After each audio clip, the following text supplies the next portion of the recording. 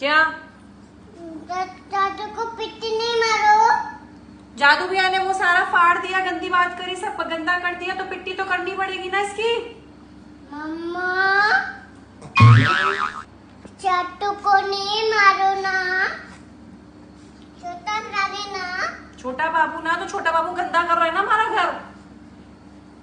आज छोड़ रही हूँ, कृष्णा दीदी बोल रही है इसलिए छोड़ रही हूँ। ले जा अपने बच्चे को, ले जा अपने भाई को, लेके जाओ यहाँ से।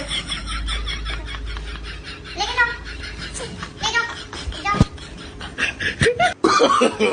No, no, no, no.